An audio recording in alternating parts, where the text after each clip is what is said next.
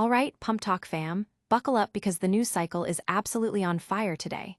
We've got bombshells dropping, secrets spilling, and some serious behind-the-scenes drama that you absolutely do not want to miss. The pace is relentless, the stories are juicy, and we're here to break it all down for you, live and unfiltered. Get ready for an information overload that's going to keep you on the edge of your seat from start to finish. First up, we're diving deep into some unexpected revelations from the Real Housewives of Miami, where a castmate is spilling all the tea on a calculated move that left everyone talking. You won't believe the details emerging from this exclusive sit-down.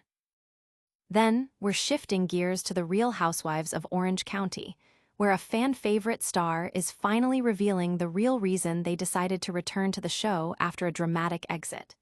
Was it a change of heart, or something more? We've got the inside scoop. Get ready, because this is PumpTalk News, and we're bringing you the hottest updates as they happen. Don't forget to hit that like button, subscribe, and ring that notification bell so you never miss a moment. Calculated moves and private jets. Adriana spills the tea on RHOM drama.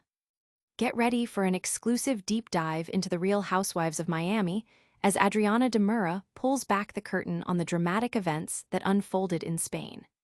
The latest episode saw Alexia and Marysol make a surprising last-minute decision to skip a flight to Marbella, a move that Adriana claims was far from spontaneous. According to Adriana, who shared her insights on the Real Housewives of Miami after show, the decision was meticulously planned and influenced by a desire to avoid the strict rules and seating arrangements imposed by fellow castmate Stephanie Shai for her private jet. Adriana detailed how, the night before the trip, Alexia and Marysol allegedly summoned her to their hotel penthouse, where they were joined by Julia Lemigova. It was during this gathering that Marysol reportedly urged everyone not to board the plane. Adriana further suggested that the duo attempted to rally other cast members to boycott the excursion, aiming to increase their influence. This alleged attempt to recruit others was seemingly fueled by Gertie Abrera's initial decision to also skip the trip following a post-dinner confrontation with Stephanie in the hotel lobby. While Gertie later reconciled with Stephanie and changed her mind, Adriana believes Alexia and Marysol were disappointed, as Gertie's absence would have strengthened their collective stance against Stephanie's directives. Adriana characterized the entire situation as very calculated, implying a strategic effort by Alexia and Marysol to exert control or express dissatisfaction with Stephanie's hosting style. The drama intensified as Alexia recounted Stephanie's strict approach to seating assignments, likening it to a teacher managing young students. Marysol echoed this sentiment, expressing concern that Stephanie's plans to isolate certain individuals, potentially Adriana or Lisa Hochstein, would create an uncomfortable and divisive atmosphere. The two friends ultimately decided not to travel, citing a desire for a mental break and expressing frustration with Stephanie's perceived favoritism and control over the flight arrangements. Adding another layer to the narrative, Alexia and Marysol also commented on Stephanie's perceived rudeness towards Gertie and her dismissive reaction to a story Gertie shared about a traumatic childhood experience. The pair felt it was unfair that Stephanie seemed to prioritize her own agenda, especially the plane arrangements, over showing empathy to Gertie. This perceived lack of support from Stephanie further solidified their decision to opt out of the trip. The fallout from this decision led to a confrontation between Alexia and Stephanie later, with Alexia admitting that Marysol's absence was due to Stephanie dangling the carrot of the plane over their heads. Stephanie, in turn, questioned Alexia's motives, suggesting it was less about solidarity with Marysol and more about their own discomfort with the situation. This behind-the-scenes account offers a fascinating glimpse into the complex dynamics and strategic maneuvering that often characterize reality television, revealing how seemingly simple decisions like attending a group trip can become entangled in personal grievances and power plays among the cast. But what happens when the cameras stop rolling and a star decides to walk away? We've got exclusive details on why one of your favorite housewives is back after calling it quits. The comeback kid, Tamra Judge explains her RHOC return after quitting exclusive. Fans of The Real Housewives of Orange County were left reeling when Tamra Judge, a cornerstone of the franchise, seemingly quit the show mid-filming during Season 19, Episode 6. However, any fears of a permanent departure were quickly allayed by Andy Cohen, and now, Tamra herself is shedding light on the pivotal moments and personal struggles that led her to reconsider and ultimately return to the series. Her decision, it turns out, was a complex emotional journey heavily influenced by her close friendships and family support system. In an exclusive interview on The Real Housewives of Orange County after show, Tamra revealed that a crucial turning point came after taking a week off from filming. During this break, she visited her friend Teddy Mellencamp-Ariev, who offered words of encouragement, urging Tamra not to be a quitter.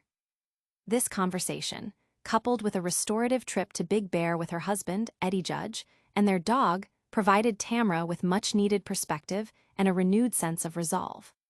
The experience of playing in the snow and reconnecting with her support system helped her process the immense emotional toll the season had been taking. Tamra has been candid throughout Season 19 about the profound impact of Teddy's cancer diagnosis on her emotional state.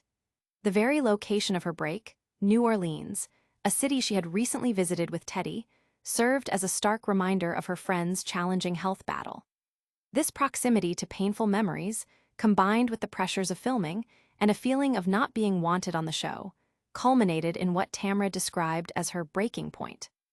In Episode 6, overwhelmed and emotionally drained, she expressed her inability to continue, famously asking producers for assistance in leaving and calling Eddie to arrange her flight home. She confessed on the after show that she was not obviously in my right mind at all during that moment, feeling profoundly low and questioning her place on the show. Her abrupt departure and subsequent announcement via Instagram stories did not sit well with all her castmates. Shannon Storms Beador, in particular, expressed her disappointment on the after show, stating that Tamra should have immediately apologized for her behavior upon realizing the gravity of her actions. Shannon felt that Tamra's public announcement on social media was an unnecessary escalation that compounded the issue. In contrast, Gina Kirschenhader and Emily Simpson conveyed understanding towards Tamra's situation. Gina explained that she recognized the underlying emotional distress driving Tamra's actions and was prepared to move past it, emphasizing that she didn't feel personally wounded by the walk-off. This divergence in reactions highlights the varied dynamics and personal connections within the cast. Ultimately, Tamra's decision to return was a testament to the power of friendship and the importance of self-care. The support from Teddy and Eddie provided the emotional scaffolding she needed to navigate her difficult feelings and recommit to the show, albeit with a clearer understanding of her own boundaries and well-being. Her journey underscores the intense personal pressures that reality television stars often face and the resilience required to manage them. Now, what happens when a cast member feels the need to break the fourth wall after a lie detector test goes wrong? We've got the exclusive details on a shocking moment from the OC. Fourth wall shattered. Katie Ginella's polygraph fallout and producer confrontation, exclusive. In a dramatic turn of events during Season 19, Episode 8 of The Real Housewives of Orange County, Katie Ginella found herself at the center of a polygraph test that not only yielded shocking results, but also led to an unprecedented breach of the fourth wall. After being subjected to a series of probing questions about her recent conflicts, including those involving Tamra Judge and Gretchen Rossi, and a controversial secret recording of Shannon Storms Beador, Katie was stunned when the polygraph examiner declared she had failed every question. This outcome immediately created a rift, with castmates like Heather Dubrow, Gina Kirschenhader, and Jennifer Pedranti expressing disbelief and Emily Simpson asking her to leave the party. Stunned and adamant about her truthfulness, Katie insisted in a confessional, "This has got to be wrong." She maintained her innocence, stating, "I'll take it again because I know 1000% I told the truth wholeheartedly." However, her pleas were met with skepticism from the group. The tension escalated as Katie, still mic'd up, stepped outside the Simpsons' home and directly addressed a producer on the sidewalk, shattering the illusion of the show's reality. "That was Kin Bowles. I didn't lie," she declared, reiterating that Gretchen had indeed shared the information in question during a dinner with Jen and their partners. Katie expressed her frustration that Jen, who was present during the conversation, did not corroborate her story, especially after Katie had been told by Jen, Slade Smiley, and Ryan Bayagian that they were not supposed to share the details. This perceived lack of support from Jen, who Katie felt should have confirmed her account, left her feeling isolated and betrayed. In a tearful confessional, Katie lamented the potential consequences. "No one is going to believe me, but I can lay my head at night knowing I told the truth." She added, "This might be like the last time anyone sees me with this group of women," indicating a potential exit from the show due to the fallout. On the Real Housewives of Orange County after show, Katie further elaborated on Jen's perceived failure to support her, questioning why Jen wouldn't simply confirm that she had heard the conversation. She recounted crying for weeks over the situation and questioned Jen's motives, suggesting that Jen might have been afraid of getting involved in the conflict. Katie doubled down on her assertion that Gretchen had indeed made the damaging statement about Tamra during their triple-date dinner, theorizing that Gretchen's intention was to provoke Jen into further animosity towards Tamra. Katie also provided context for her poor performance on the polygraph. She revealed that she had been experiencing an intense anxiety attack prior to the test, having forgotten to take her anxiety medication. This anxiety led to her feeling physically ill upon arrival at Emily's party, including vomiting. She described the polygraph examiner, noting her elevated heart rate and questioning her general anxiety levels. Katie felt that the test was conducted in a non-controlled environment, Emily's closet, which exacerbated her anxiety. Despite these factors, Katie remained firm in her belief that her answers were truthful, stating she had nothing to gain from lying and no reason to self-implode. Adding to the drama, Katie revealed that after she presented the information about Gretchen's alleged comments on camera, Slade began repeatedly contacting her husband, Matt. Matt attempted to resolve the issue by reaching out to Gretchen's partner, Slade, for a conversation, but Slade reportedly ghosted him. Katie used Slade's frantic calls and texts to Matt as evidence that her story was true, questioning why he would react that way if she had fabricated the entire incident.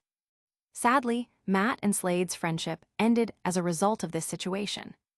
When a dream home turns into a financial nightmare, what's a reality star to do? We're getting the inside story on a major sale and future real estate moves. From dream home to done deal, Heather Dubrow's Beverly Hills sale and future plans. For Heather Dubrow and her husband, Dr. Terry Dubrow, the journey of renovating their sprawling Beverly Hills mansion has officially concluded with a sale, marking the end of a financially taxing chapter. The Real Housewives of Orange County couple, who purchased the 9,000-square-foot estate in July 2023 for $16 million with aspirations of creating their ultimate dream house, ultimately decided to part ways with the property after construction proved to be a disaster, as Heather previously described during the RHOC Season 18 reunion. The extensive renovation process was plagued by significant challenges, including a contractor who exceeded the budget by a staggering $8 million, and issues related to fire insurance following wildfires in January 2025 that affected many in the area. Reflecting on the experience in an exclusive interview with The Daily Dish, Heather expressed a sense of relief and excitement about moving forward. "I think we're so excited," she stated. "I think we're just excited to move on." The couple acknowledged that they are adept at interpreting the universe and concluded that the Beverly Hills project was clearly not the project for them. The difficulties were laid bare on RHOC Season 19, with Terry remarking early in the season, "This place looks like S.T., and Heather later confessing the budget overruns and contractor problems. The wildfires added another layer of complexity, impacting their insurance and overall project viability. Ultimately, they reevaluated and decided it was not the right investment.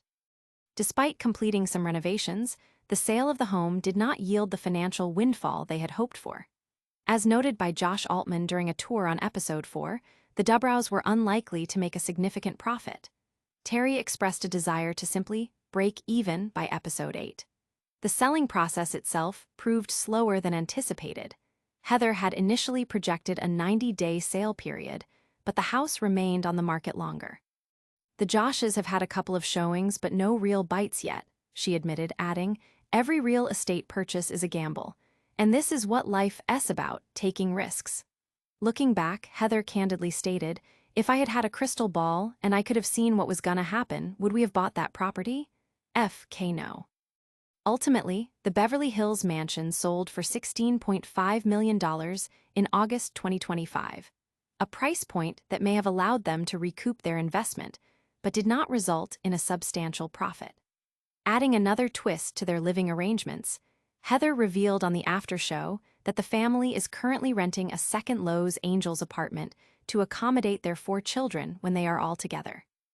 This downstairs apartment serves as their primary gathering space for family dinners and watching television, functioning as their family house. Heather described the situation as dumb, but explained that they leased the apartment for another year, sleeping downstairs with the kids while maintaining their upstairs living space for showering, dressing, and work, including a podcast studio.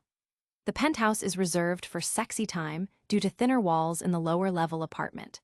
Looking ahead, the Dubrows are contemplating a future family house, a dedicated space for holidays and longer stays for their children. While Los Angeles was an initial consideration, Heather now doubts her children will opt to stay over regularly. They have also explored options in the desert and expressed continued interest in Manhattan, where Heather previously regretted not purchasing a property. However, Heather is adopting a wait-and-see approach, stating, I have no idea where the kids are going to end up, so I'm just going to wait until they land somewhere, and then we'll worry about a family home. This pragmatic approach reflects their evolving real estate strategy, prioritizing flexibility and family needs as their children's futures become clearer. That's a wrap on today's top stories. We've got a lot to digest, so let's hit the highlights. And that's a wrap on another explosive episode of PumpTalk News. We covered Adriana spilling the tea on RHOM drama, Tamra explaining her RHOC comeback, Katie's shocking polygraph moment, and Heather's big real estate move. Don't miss out, hit that like button, subscribe to PumpTalk News, ring the bell for notifications, drop a comment below, and follow us on all social platforms.